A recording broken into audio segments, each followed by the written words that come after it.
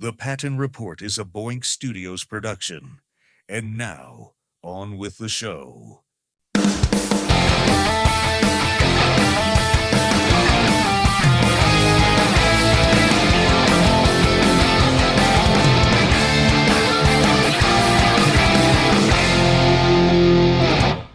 Welcome back to the Patton Report. It's a very special episode. I have my good friend and owner of Boink Studios, the man, the myth, the legend, to leave the gun and take the cannolis of podcasting, the Podfather himself, Tom Clark. How are you doing today, buddy?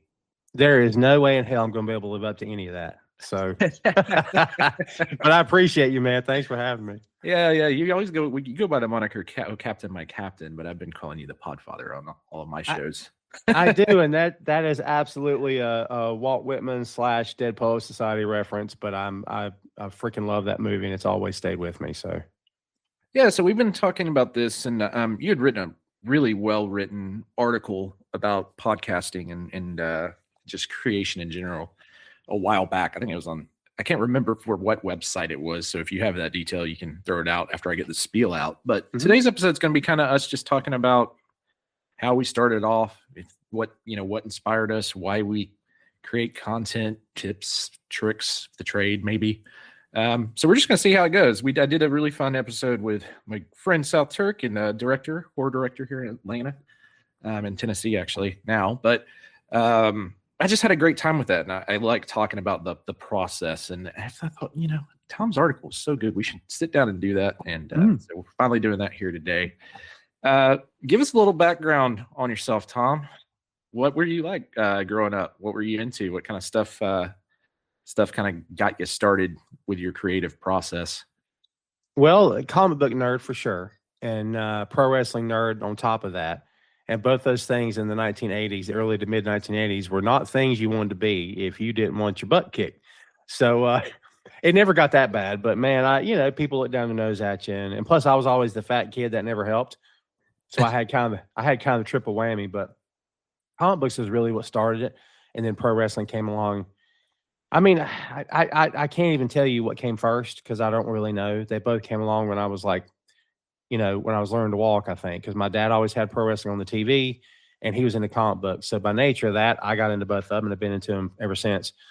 But a good friend of mine, he and I had our own comic book company on paper for years.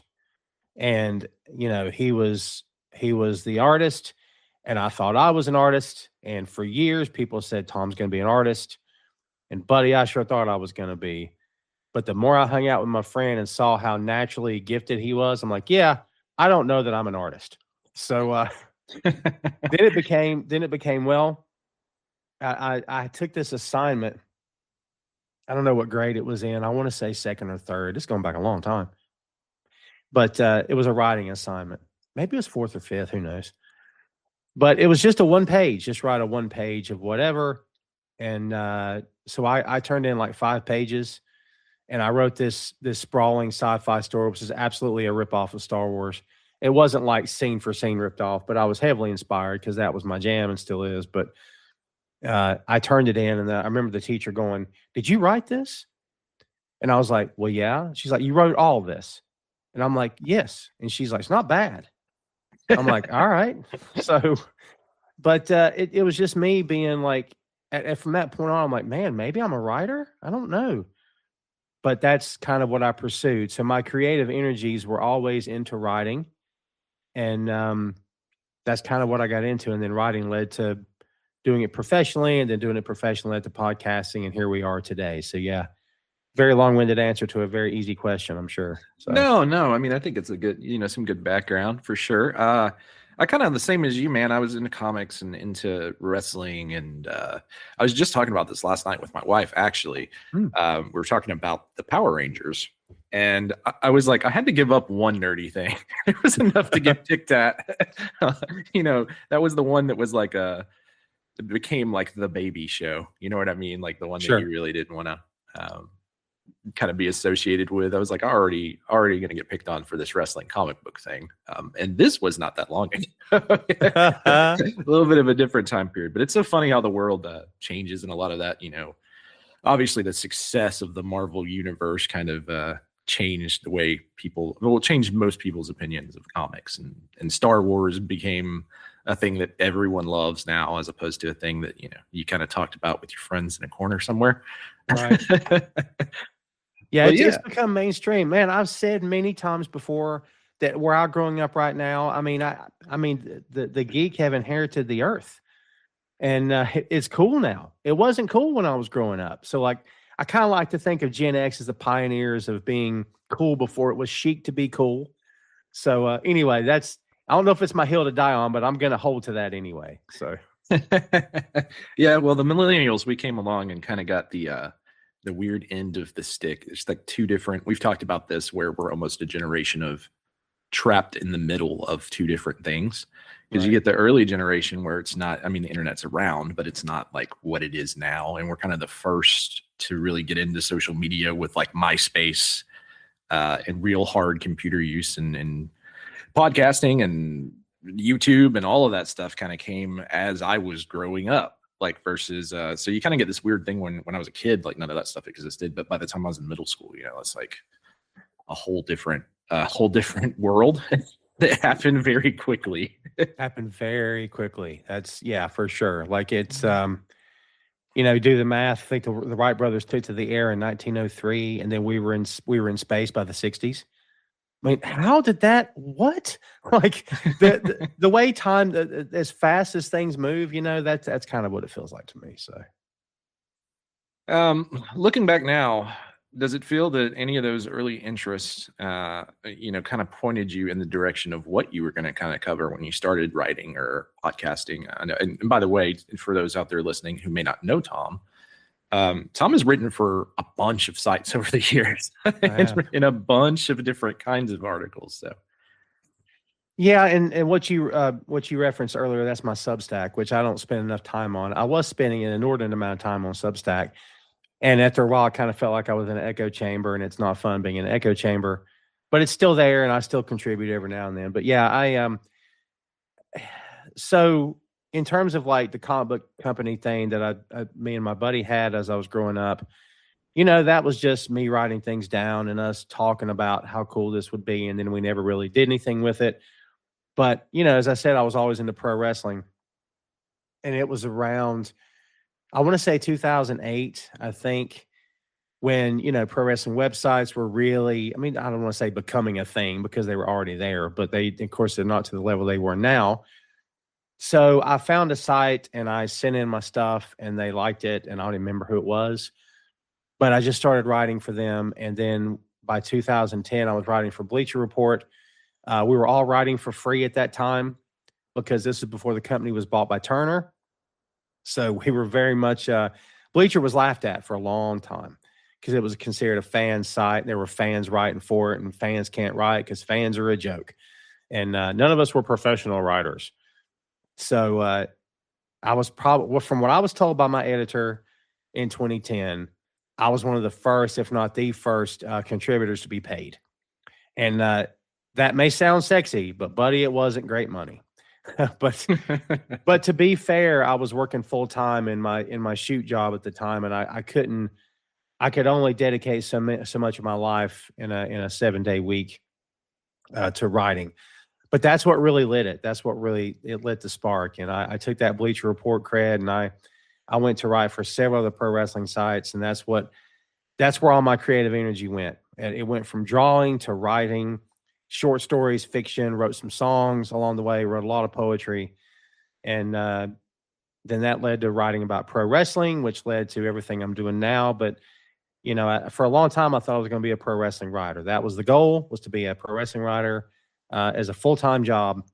And I always said, I loved writing about pro wrestling, but the pro wrestling writing business didn't always love me back because you hit a wall. And at some point you're like, yeah, I don't, emails aren't getting returned, phone calls aren't getting returned. And the next thing you know, the genre just explodes. As you know, there's a million guys out there that look and sound just like me. And it's like, it's so hard. And that's not to discount anyone that's out there working hard. Please, by all means, continue working hard. But it's just tough. It was tough for me. And I don't want to say I tapped out, but at some point I'm like, I'm going to start being realistic about what I'm doing here. But yeah, that was Tough pill to swallow at moments. But yeah, when I discovered, okay, what is my true goal for actually doing this? Is it to get paid full time, or is it because I enjoy doing it? And it switched to the latter. And once it did, the pressure was off. I'm like, well, I'm doing this because I enjoy doing it. But yeah, that's writing professionally, and I'm writing professionally now. It's all freelance work at the moment, but still, it's pretty cool. And it's not lost on me how cool that is, because Tom, as a teenager, would have been like, hey, Tom, one day you're going to write, and your primary paycheck is going to be as a writer. I've been like, oh, that's going to be great. So yeah, that is very cool, actually. Yeah, I mean, it's I remember back in the day, even sites like PW Torch were mostly fan contributed. You had like Wade Keller as the main editors, but a lot of the stuff, especially like local coverage and stuff, was all written by fans. You don't see as much of that anymore. No. But yeah, it was insane thinking about like how many people were doing not just, wrestling stuff for Bleacher Report, but like football and just not writing these articles, these detailed articles, and not getting paid for it. But we kind of live in a world where there's a lot of AI slop out there on some of these sites as well now, which is another thing that changed from probably when I first started writing and posting things online, or any kind of article stuff for those fan sites, or even like, big Reddit posts or whatever. The world has also changed where there's a lot more of that stuff. Like, top 10 AI generate me a top 10 greatest wrestlers list with a brief history of each one, kind of thing. You see a lot of that stuff, which is not great. And I know for you, there's also been the frustrations of WWE as a whole, and it's really hard to write about something that you're just not into as a product. We'll get into some of our podcasts here in a bit, but that was kind of where I hit a wall too, just because there was only one company there for a long time, which if you're not into the product, it also makes it very hard to want to write about. Yeah, it's tough. And to be honest with you, most of these wrestling websites will tell you that I don't know if it's 99%, maybe it's 90%, but it's high. Much of their traffic, almost all their traffic, is for WWE content. They'll still write about AEW, they'll still write about New Japan, GCW, TNA, whatever.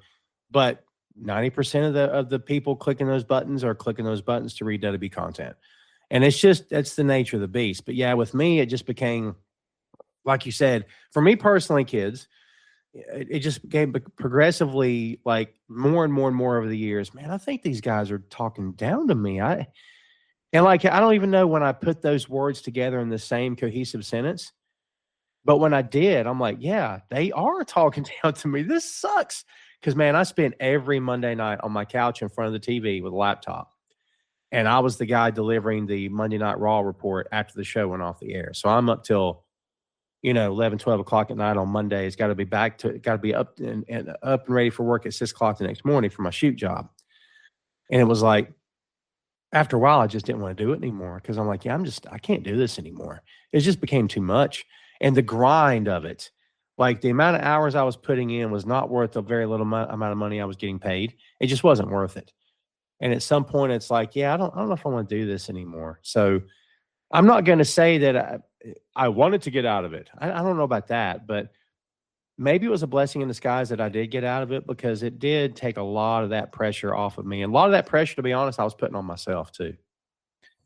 Right. And I mean, everyone's their worst critic, right? That's the other thing, is that and when you're not into something you're watching and trying to write about it, and be creative or podcast about it, it becomes very, very tough. I mean, with the Wrestling Geeks Alliance podcast, there towards the end, there was so much content we were trying to cover each week, and it became like a job in itself that was supposed to be something fun.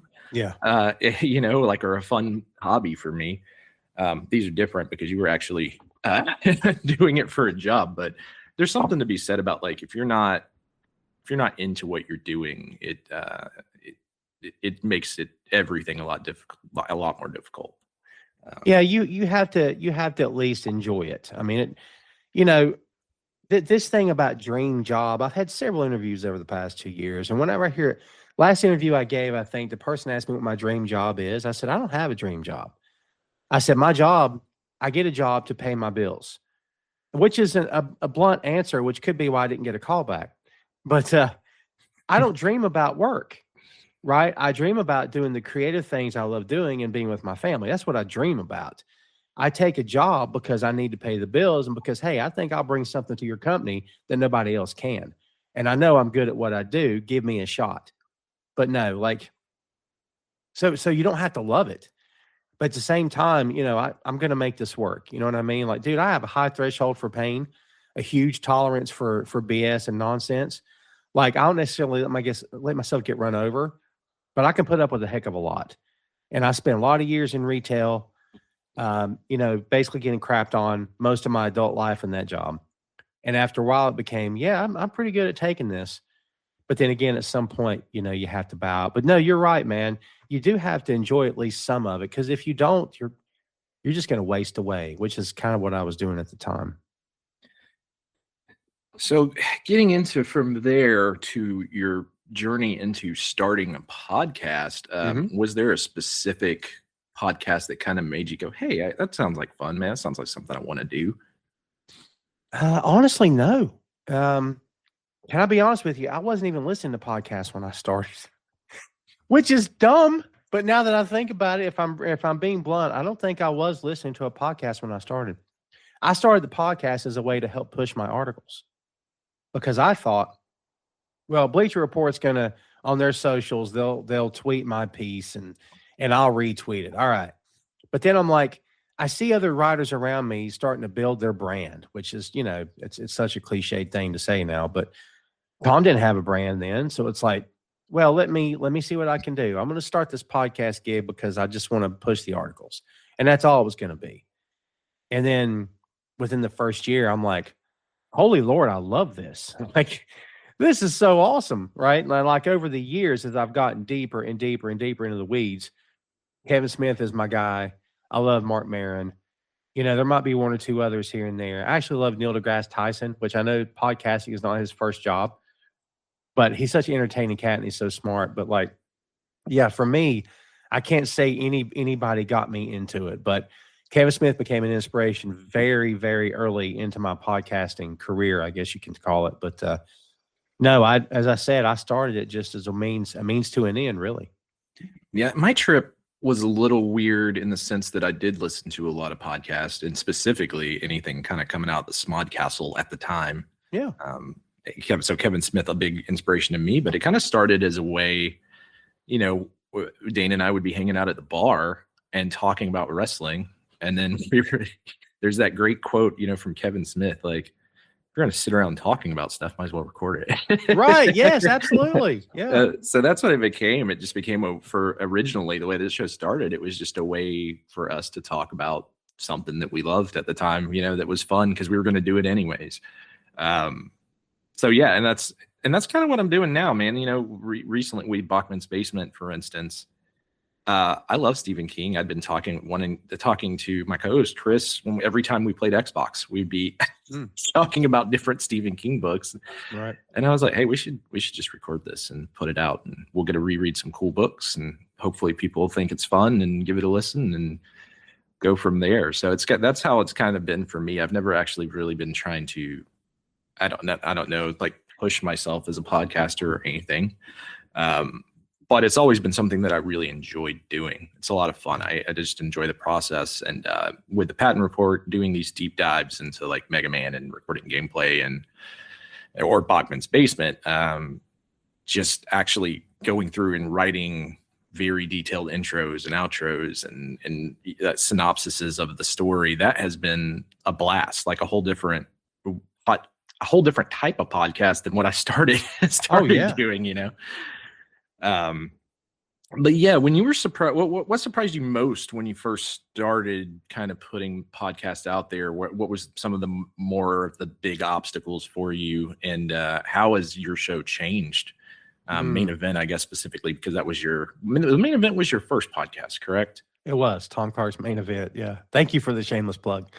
Tom Carr's Main Event was the first. It's still going. We just hit episode 400. So I'm very proud of that. But took a lot of years to get there, but we got there. So that was pretty cool. But yeah, in terms of what surprised me, like the amount of work which any aspiring podcasters out there, go with God, my friend, and peace be with you. Because unless you've got a friend who's a producer or knows how to do this stuff, you're going to put a lot of hours, and you don't really know how much until you do it. I mean, and there's two schools of thought on this, everybody.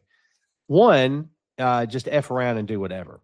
Two, do it like you're a professional, like you've been here before. You know, don't dance when you score the damn touchdown. Act like you've been here before. Okay. You're a professional, get it done. I'm the second guy. Like I want my audio to sound good. I want my video to look good. I want the graphics to be sharp. I want the logos to be crisp. And that is a lot, I won't say different than when I first started, but when I first started in 2014, I didn't have the capability to do any of that. I mean, I could produce the audio, but I wasn't doing video right off the bat. That came a little bit later. And then in terms of doing my own graphics, my own music and all that stuff, I did it, but it was sort of, I'll say generic in the beginning. But, you know, as you mentioned AI earlier, as AI has become a thing, as all these platforms have become a thing, as Fiverr became a thing, and it's like, wait a minute, now there's creators out there that you can buy their services, and you can get podcast intros and outros, and you can get a logo professionally made. And then I took a lot of those skills that I kind of already knew how to do, and then kind of taught myself, and then started doing my own work after that.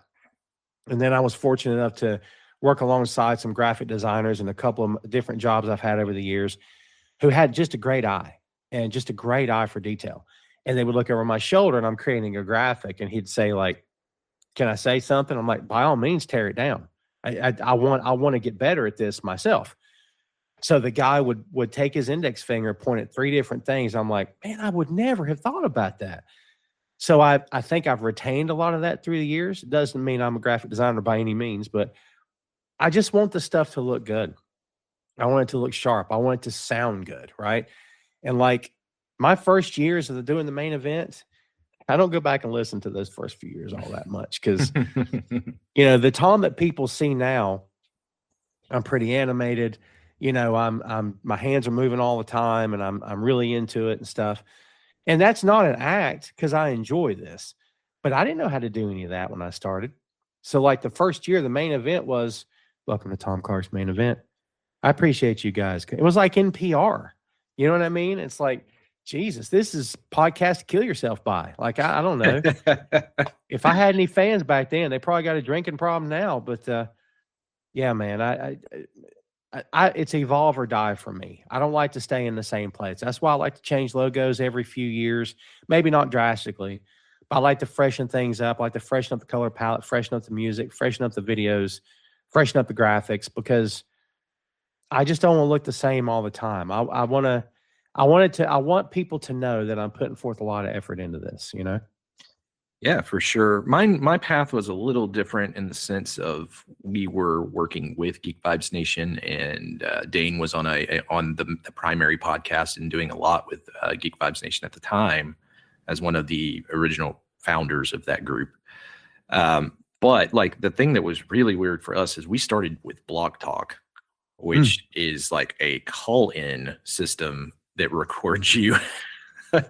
And some of those early episodes, I don't know that the content was necessarily bad, but just like that, like you were saying, you get better and better as you go along.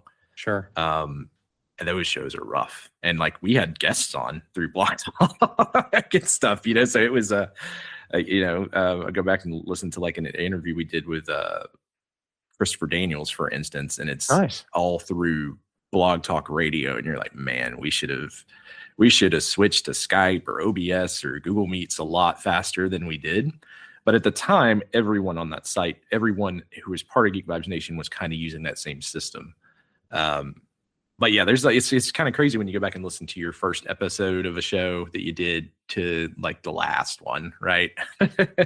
Well, I know the Blog Talk Radio deal. Like before I started my own show with my name on it, I would appear as a guest on a couple of different shows, which for some reason that had totally escaped me earlier. But one, I don't know how I met the guy. I'm sure it was on socials, but he messaged me privately and he's like, hey man, I got a podcast. Would you ever want to come on? I'm like, yeah, I don't know if I like podcasting. I don't know if it's my thing. And of course, later I started the main event because I wanted to do it. But I started appearing on his show. It was talking WWE with Jay. So if Jay, if you're still around, brother, there's you a shout out, and I appreciate you having me. But he had me on quite often, and I was still writing for Bleacher at the time, and we kept talking about he wanted to get a guest star, and I'm like, well, let me see what I can do. So I got us the guy who used to be known as Brodus Clay, and there's nothing I want to brag about now because I don't much care for what that guy's turned into, and I'm not gonna hold back about it. You know how I feel. But what I didn't know was that, of course, you have to go through WWE's people. And when I went through Bleacher and made it all happen and got his contact information, had him on the show, I thought it was going to be me and the host. It was me and the host and 2 other people. So there was 4 guys asking this dude questions. And I'm like, it's too much. Had I known this, I wouldn't even be on the show. Like this guy's setting aside time of his day. They're touring the world. Like, what are we doing? But no, and you're right, that Blog Talk Radio sounds like you're talking through a paper bag, and it truly sounds like a telephone call because that's what it is, basically. And it's like, I don't even know. Is Blog Talk Radio still a thing, by the way? I would assume so. I mean, there are some there used to be more advantage to it because you could do call-ins, right? You could have guests call in, Right. you could have fans call in, whoever your listeners are calling in and stuff. I think there's still something there, but with Messenger and Facebook Live and Google Meets and all of these StreamYard, all of these different ways to kind of do the same thing now, and pretty much everyone having access to some sort of device that they could do a meeting through. I think that's become a lot easier. I know the Blog Talk thing was super easy for older guests. So some of the older pro wrestlers, or some of the Cal Dodd, for instance, who was on the X-Men animated series and stuff like that. Just because you don't have to explain all of the how to set up and install Skype or OBS or whatever platform. But it's a chore having to do that, I know. So having to explain it to people, like, you want to be nice, and I am, but my patience level is maybe not as high as it used to be. So especially look, and I mean, I'm not a young guy, but if someone my age can do this stuff like it's second nature, anyone my age or younger that looks at me and says I can't do it, dude, come on. Yes, you can. Take 5 minutes and learn it. Google it, YouTube it. You can figure this out. It's not that hard. That's my perspective anyway. Yeah, that's actually curious. That now I kind of do want to look up afterwards if Blog Talk is still a thing. I know that I still have content floating around out there on their website. So if anyone wants to listen to an early episode of Wrestling Geeks Alliance, the Blog Talk version, oof. Oh man, that's a good point. I'll have to go look myself up. Let me ask you, do you listen to yourself after the fact? Well, now, before then, no, really, because we posted it and we kind of had the flow. The only thing I really would do is the intro and outro, and everything else was just casual conversation about wrestling. Sure. So, I would go back every once in a while if I thought there was a real fun episode or something I wanted to check back in on. But for the most part, yeah, I didn't listen to each show every week. We were doing 3-hour shows. So unless there was something that I knew, like, hey, this dropped here, we're going to have to go back and edit that and try to make it sound a little better, or putting the intros and outros and bumpers and all that stuff on. But yeah, for the most part, unless I get curious and I'm like, I wonder what we sounded like 2 years ago, kind of thing. Right, yeah. I'm doing a lot more of it now because these shows are they're way different than that, because the Patton Report being focused on gaming news and covering some of that in full deep dives into things like Mega Man and Kirby. And it's a little bit easier because I do find myself going back and listening to certain sections and kind of stopping and going into that section. And if I don't like it, going back and re-recording it. Because it's a little it's completely different than what, the podcast that I'm on with you, like 6M or something, because that becomes more of a casual conversation. Sure. But yeah, I don't know. It's changed over the years for sure. And I mean, to me, I think a lot of it is you don't come out of the womb knowing how to do this, but you either can do it or you can't. And I've seen and heard a lot of podcasts, and some of these folks are 100 episodes in or better. And I'm like, man, you're really not good at this. And I know that sounds away, and I don't really mean it to, but I'm sitting there thinking, you're all over the place. You're getting your facts wrong. Your production is terrible. Like you're saying things that I would never say. Like if you said these things to someone's face, you're talking lawsuit. Like I don't know. Sometimes I see these podcasts and listen to them, and I'm like, man, I guess if it's making you happy, go ahead. But I don't know. Just because you can have a platform doesn't necessarily mean you should have a platform. And I'm not censoring anybody by any means, man. Right. But like, I don't know. You and I both, I'm sure you have too, seen or heard podcasts. You're like, holy cow, why are they not laughing you off the stage right now? Like, and again, if that sounds egotistical, I sure don't mean it to. It's crazy when there's also those podcasts gain a large listenership, which is kind of weird. Yes. I guess it's like kind of like wanting to watch a car crash. Yes. To some extent, but that's the one of the biggest differences coming into these two new podcasts. Kind of like I was talking about earlier, is you've seen some of my outlines for these shows. Is I've been way more detailed oriented to get the flow better, especially this show, because it's a lot of times it is me talking into an echo chamber, which I've never done. I've never done like just a straight solo podcast. I've always kind of been on with guests or had a co-host, so that was, in itself is it was one of the bigger changes, I guess, from when I started until now. When did it kind of start feeling real? Like, oh man, people are actually listening to this. Was it when you started doing live shows, or was there a little bit before that where you would get random messages from people and be like, hey, I really like that interview? I would get some randos here and there. I'd get a random email, and sometimes I would get emails. Man, this is starting to come back to me now. Sometimes I would get emails from folks who are wanting to hook something up, like an interview or whatever. And I'm like, all right, we'll see if we can collaborate. So that was always very cool, because it became, man, you think enough of me to reach. All right, cool. So that was always nice. And then like when I was writing for Bleacher, I got several cool interviews over the years. And it was kind of, I don't remember putting my name in the hat for anything. I think it was just offered to me. So I had like Big Show and Rob Van Dam and Punishment Martinez when he was still working for Ring of Honor. And then later he became Damian Priest, of course. And it's a few other guys, Randy Orton, a few other names. But like, I think when I went live, beyond the whole interviewing wrestlers bit, I would, to this day, I'll get like messages from people who watch the main event live. And, we don't have millions of followers. It'd be awesome if we did. That's the goal, right? But like, I'll get private messages from people who are like saying the nicest things you've ever heard in your life.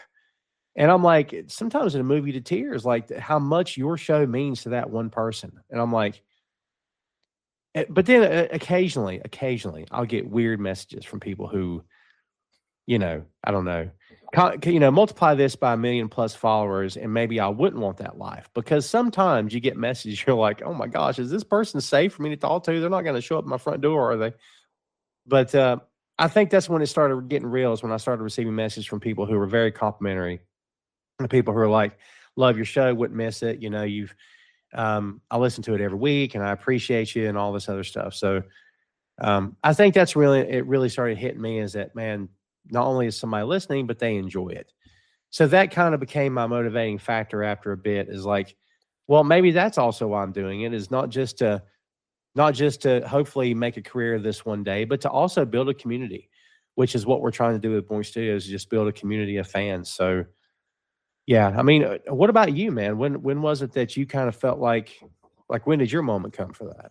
Well, kind of getting feedback from the other podcasters in Geek Vibes of like, hey, we really enjoyed that originally, but then the same kind of thing, like you start getting messages on Instagram or Facebook or Twitter at the time that are just like, hey, I really like that episode. I thought it was really funny when you guys talked about this one segment, and just like stuff like that. And you're like, oh, okay. There's just like some validation to what you're doing being fun. So kind of very similar. And I mean, it's kind of been the same. I haven't had like with wrestling, you're always going to get some negative interactions, of course, even with people that listen to your show weekly, because it just lends you're doing an opinion podcast on a it's any kind of entertainment where you have any kind of hot take, you're going to have a back and forth. It could be positive or negative. So I've also had some of that. Not a lot, though. I will say for the most part, the people who've listened to my shows over the years have always been, for the most part, there are exceptions, but for the most part have always been just really encouraging, or even if it's something like, man, the sound really cut out here, like constructive criticism in a lot of ways. Sure. But yeah, that's kind of a very similar to what you're talking about. Now, the only difference is I didn't really start doing any kind of videos until I started guesting on your show. And at that point I was still doing Wrestling Geeks Alliance. I think early on, because I've been on your show, I've been on the main event a bunch now. But yeah, early on, that's the first time I'd ever even done like a Facebook Live type thing. I mean, I had done like reels and recordings of me playing guitar and stuff, but like sitting down and doing a live show like that. And I really enjoy that format. It's fun. You kind of get some instant interaction, and you have a little community, there. You see a lot of the same faces, and get to have a good back and forth with the audience right at that moment, which is kind of different than like the 6M podcast for you. So how is that? Which one do you prefer? What format do you prefer, I guess, would be the next question. Man, that's a great question. I don't know if I prefer one over the other. Like, I had never intended on doing video podcasting. It was all going to be audio. I wanted to be old school audio podcast. But then as video became more and more and more of a thing, I remember I was writing for Wrestling Rumors for the longest time, and the owner of the website had reached out to me and said, hey, how would you feel about putting your podcast on the channel and streaming live to it? And I'm like, I don't know if I want to do that, blah, blah, blah. But I'm like, you know what? Let me just give it a shot. And like the first couple of years of my audio, first year or so of the video is pretty rough, man. Because it's just me with doing it on a phone. I think it was. I can't remember now. Phone or iPad or something. And it's not great. But those things improve over time as well. But in terms of what I don't know. There's fun to be had on both. I will tell you, there's far less production on the main event than there is the 6M. But you know what I mean? Like, because for me, man, if it's live and it's streaming to YouTube and it's going to stay on the Boink Studios YouTube, I'm not going to pull that down and clean it up. That's not going to happen. Now, the audio version, the audio I pull from it for the audio platforms, I might clean it up. I usually clean it up, and if there's a lot of silences, I'll clip those down. For the most part, I'm not doing that. The 6M, I will say, unless we're doing a video version of that, it's one straight shot of just audio. So I don't have to worry about doing two different files, which is nice. But I feel like the 6M hangs over my head, not in a bad way necessarily, but hangs over my head more than the main event one does. Because again, the main event, we're live. When we're done, we hit stop, we move on. I'll do the audio later that day. But yeah, I would say maybe the 6M is a little bit easier to do or the live's a little bit easier to do because of that. Because the 6M, brother, if I go down the rabbit hole for too long on an hour and a half show or hour show, even, I could spend 2 hours editing an hour show, as I'm sure you've done. Yeah, I mean, you can easily go down a rabbit hole where you're almost doing too much. And I would say the same thing about creating music. Sometimes I know for a fact I've recorded stuff and been like, I spent way too much time on this cover of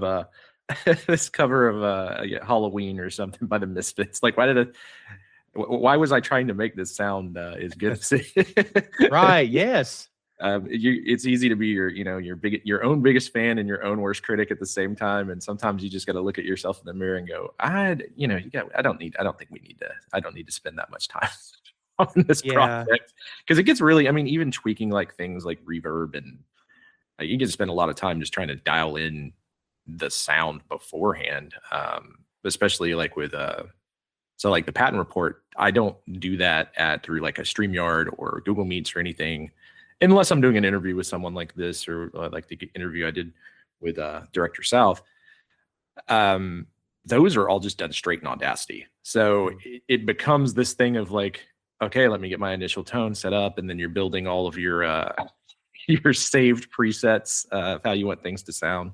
Sure. You'll get like halfway through and realize that for some reason the mic changed in Audacity, and you're like, re-record that. There's stuff like that, but yeah, it can be very easy to go down a rabbit hole, whether it's with music or any kind of recording audio. But yeah, I could definitely see that with that aspect of like when you do a live one, you might go back and clean some stuff up audio wise, but for the most part, a lot of people have already seen it because you did it live. Right. Yeah, And of it's going to course. live in live format as well. Like if people go Yeah. back to your Facebook page or whatever. I mean, I some of it's my internal editor as well. My internal voice going, just gonna leave that? Just gonna leave that? Is that what we're doing? Cool. Well, that sucks. That's crap. But go ahead and leave it, Tom. It's fine. So, like, yeah, dude, I absolutely will put myself on task all the time. Like, if I can find someone that can rip me to shreds better than I can rip myself to shreds, that guy should be a trained killer for the CIA because that's a professional hitman right there. Do you know what I mean? Like, no one's better than I am at ripping myself apart, dude. I'm telling you.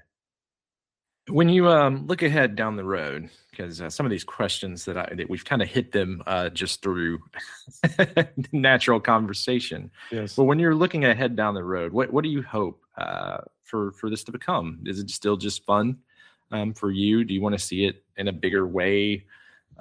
Is there anything that you're not doing now that you might want to do in the future as far as a podcast goes, or writing or whatever?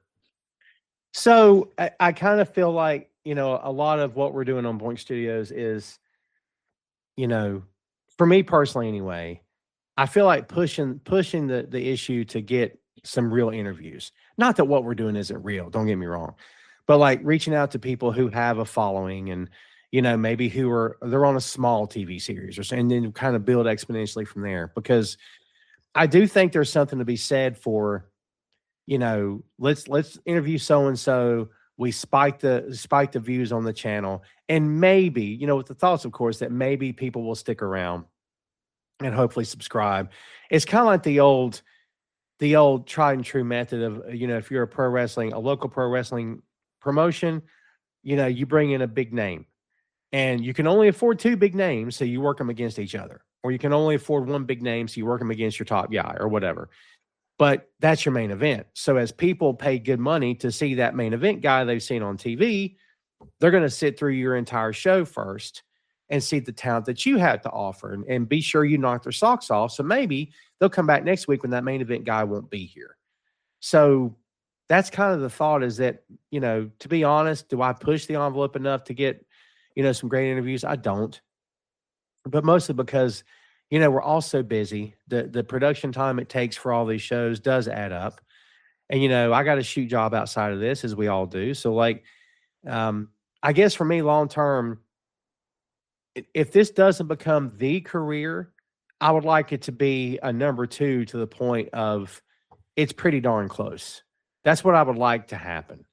And I would like for it to open more doors, because I look around, I look at all these podcast networks, and all these people talk about, well, there's so many out there, which is a true statement. But at the same time, I look at all these podcast networks and I think, well, why not me? Why not us? Why can't we do that? It's challenging, as you know, because of all the celebrities who podcast now. I'm not talking about Kevin. Kevin's a creator. But if you're an actor and you have a podcast, why do you have a podcast? You're an actor. I don't understand this. But like, they're eating into the world of it. You listen to a podcast now, man. When you hit play, you've got 3 commercials. I'm like, when does the show start? Like, they do a segment, they cut to commercial. It's like watching a TV show on terrestrial television. I'm like, they've absolutely, I don't want to say destroyed the genre, but buddy, they sure have disemboweled it to a great degree, and they've made it all about them. So now you get to listen to, Matthew McConaughey's podcast. I like Matthew McConaughey, don't get me wrong, or whoever we're talking about, but like, cool. But what about the little guy? Like, we're the little guys out here. We're scrapping and fighting and clawing for every bit of attention and viewership we can get. What about us? There doesn't seem to be a lot of love for us. I'd like to see that change. And I know the only way we get there is through hard work. And I believe we're all working really hard at what we're doing here with our shows. If we never get there, will I be okay that this is all a hobby and that it was just fun? I think so. But I also, again, believe in evolve or die. So if we're not where we need to be, I want to keep pushing to where we get there. Like, in terms of what we're not doing, interviews, I think more live content would be fun, but I don't know what that looks like. I've thought about doing a political podcast, but I am in no way, shape, or form a political commentator. So that thing could get ripped to shreds easy. But, I thought about making the 6M a video podcast moving forward. But then maybe that takes the fun out of it. And I don't know. Like that's a great question. I mean, if I have a business outline, I've never written it down, put it that way. Maybe that's something to do. So, Yeah. Well, I mean, we kind of, we're I think 10 episodes into Bachman's Basement, but it seems like we started down this rabbit hole of getting together a group of podcasts. I mean, we pretty much have a podcast almost every day of the week now. pretty much. Within Boink Studios. But we kind of started down this, down the rabbit hole. I just I had been trying to get the Patton Report up and going and working on a website. And then Ray Dean, shout out to Ray Dean, helping him with a podcast. I was like, hey, man, what if we what if we combine minds and efforts and see what we can do? So that's it's been a lot of fun. And I'm definitely way more involved in this process now than I was ever doing like Wrestling Geeks Alliance, just because we were just a show that was part of a bigger thing to some extent. So it's been a lot different. Like I would just ship I would just ship the show to someone and that was it. Whereas now I'm like, you put the little bug in my ear about like, hey, let's try to do some videos for YouTube and try to do like different things and really thinking about it working kind of differently.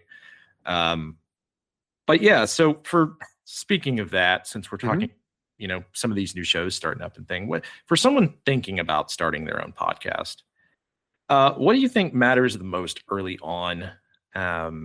Is it the topic that they're talking about? Is it getting quality recording equipment? Is there one big thing that you wish someone would have been like, hey, this will make your life a lot easier, Well, first off, if you're thinking about starting your own podcast, don't do it. No. No, it's a good question. So when I first started, and I told you this story off mic, I was friends on Twitter with the assistant of Jim Cornette, and I can't remember this lady's name to save my life, but she was very nice, and we were chatty about wrestling, and sometimes we'd probably message each other about wrestling. And I knew that she was on Jim's early show, and like appearing, she would be a voice on the show. And I messaged her one day. I said, look, I'm thinking about starting my own podcast. What do you have for me? I don't know what equipment to get. I don't know what service to use. She gave me everything, and I bought everything she suggested. And I'm still in the same podcast host that I have been since the day she suggested it. So I guess my first answer would be understand that there's going to be a lot of work. It's podcasting's plug and play, as you know. They've made it so easy now. It's not like it's hard to do. But the post-production, again, if you want it to look like something and sound like something, you need to put the time in. And it takes time to put the time in, if that makes sense. But I would say, number one, be aware that there's going to be a lot of work into it. Number two, get the right mic. Go ahead and make that initial investment. And, I can tell you what I use, but maybe you buy the brand I like and you don't like it. So I would say do your research. I'd say go on YouTube. And if you're spending less than a month, if I'm being honest, I think it takes at least a month to properly research, to get notes together, to get links together, to watch videos, to listen to reviews, to understand what your podcast setup is going to be. If you're going to be on video, make sure your webcam is up to the task. Make sure your internet can handle it, because, streaming is going to, it's going to take a lot more than what you have maybe. So you need to know these things up front. You don't want the lag. I've suffered from lag so many times in the past several years. It's so embarrassing. But, you come back next week, you try to do better than you did the week before. It's never just, I'm down for the count, never going to get back up. But I would say, number one, your initial investment is going to be probably expensive. But the good news is once the initial investment's out of the way, you're done. But be sure you got the right mic, of course. Be sure you have the right cam if you're going to do video. I would say be sure you have a logo. And unless you're a graphic designer or an artist, don't do it yourself. You might be awesome. But even if you did it yourself, I'd pass off to a graphic designer and say, hey, how could you make this better? Because you only get one chance. I know it's a terrible cliche. You only get one chance to make a first impression, right? You only got one shot to grab somebody. If they see a crappy logo that's crooked, God forbid something spelled wrong in your liner notes or whatever, which again, we all have accidents. We make mistakes. I do it to this day. But be sure your logo's right. Be sure your music is good. Be sure it's not copyrighted. Chris and I can both tell you stuff about that because it's a nightmare, right? Like, so be sure the music is good and clear and you're golden. And kids, I would pay for a subscription. It's worth it. Throw $10 a month at one of these platforms. I'm not saying AI, but one of these platforms that can do it and get the music. Go to Fiverr and have someone create the music for you where you own the license to it. That's probably your best bet. That's what I've done for a couple of my different shows here. So go do that. But I would be ready before you push publish, because the time to correct everything, the time to make sure you know what you want to do is before you push publish. After you push publish, then you can watch the video, you can listen to your audio and go, man, I wish I'd done this. I wish I'd said this. Cool, make a note of it.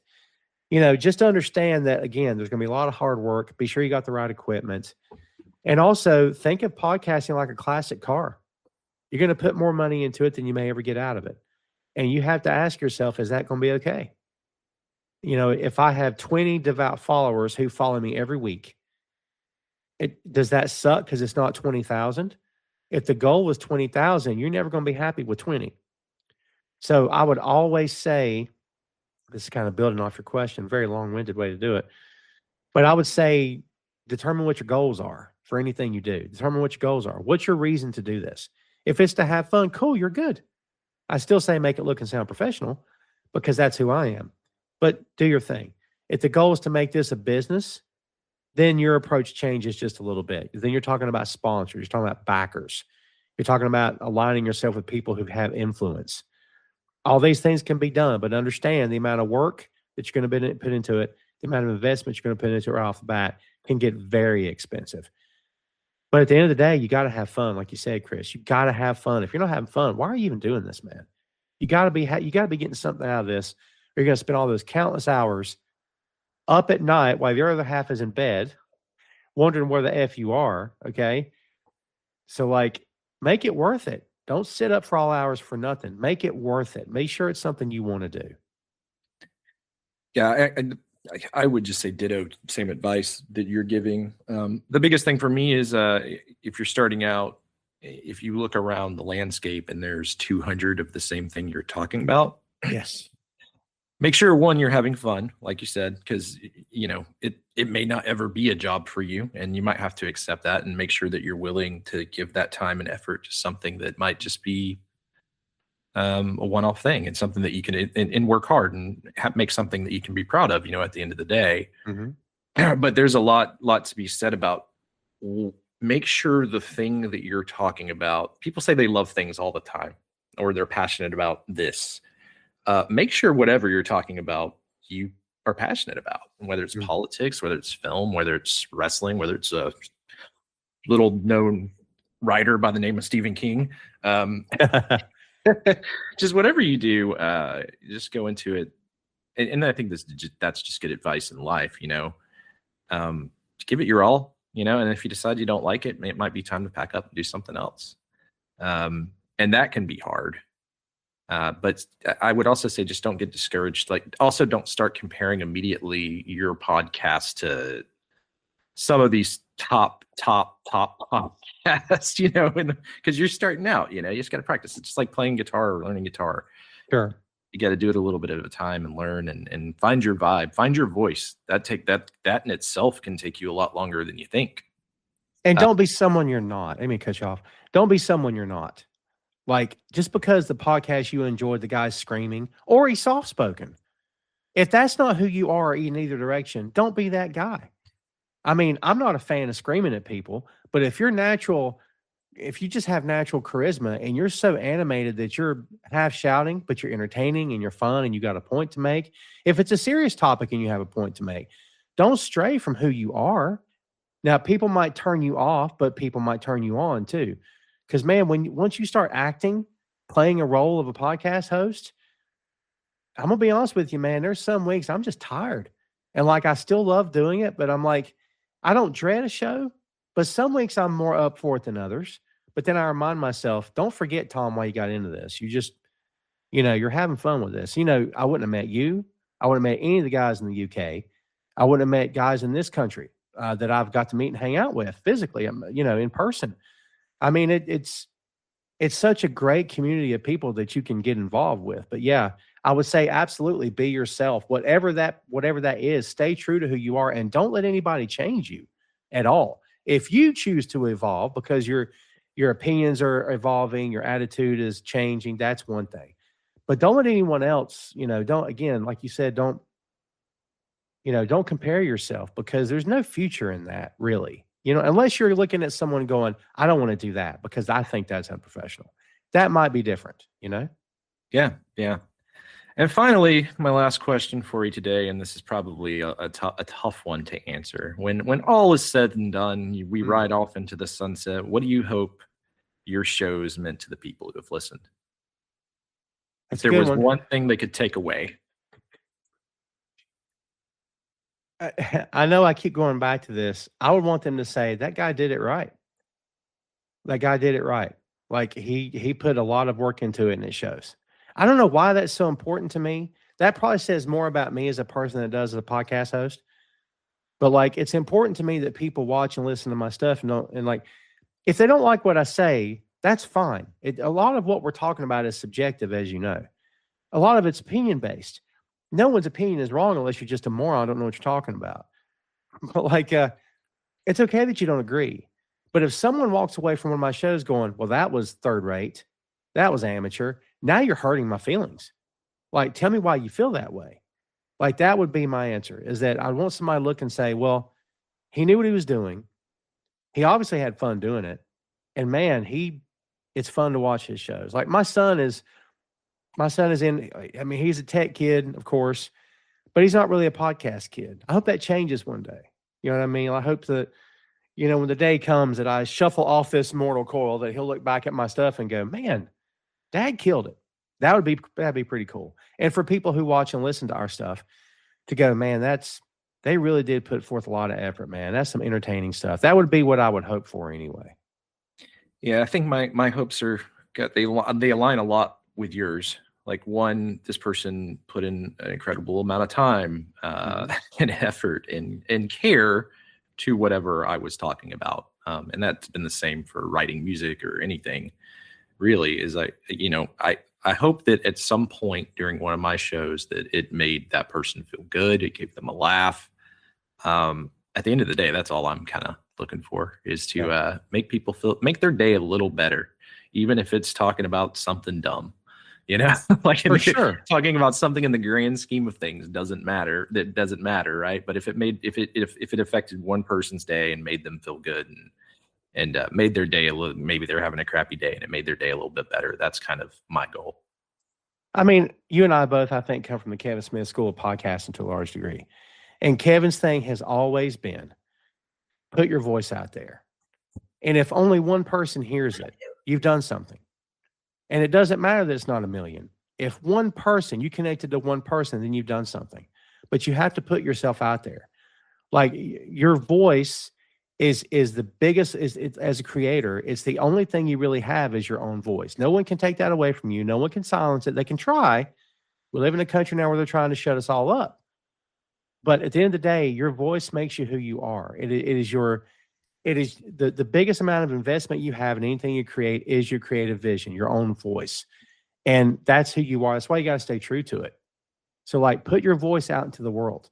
And like, I'm proud and humbled that I've had more than one person tell me they started a podcast because of me. That's very humbling. It's very cool at the same time. But I'm thinking, well, if not for me, maybe they never would have done it.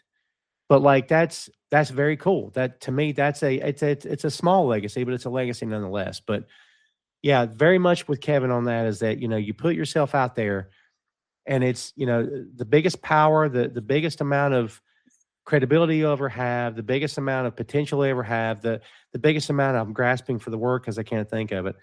The biggest weapon you have is your voice.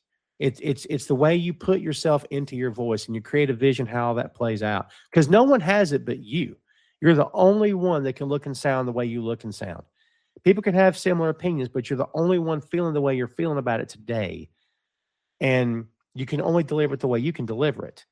So that's important. That means something. So I would say if all else fails, you're upset about the viewership, you're upset about the follower count, you're upset about the lack of downloads, you're upset about the lack of money coming in, remember that your voice means something. Are you staying true to yourself and putting yourself out there? Because if the answer is yes, then you can't go wrong. I agree 100%. And with that, that's going to wrap up this episode of the Patton Report. Tom, thank you so much for coming on. If you want to give shout outs or any of your socials, you can go ahead and do that. Absolutely. Boink Studios, kids, follow us on the YouTube and go to boinkstudios.com. You'll find links there to all the shows.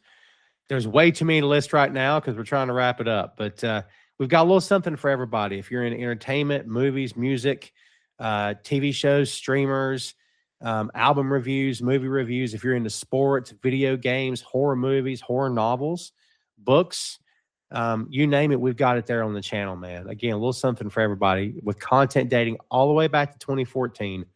I guarantee you'll find something that you're into. But Chris, I appreciate you having me on, man.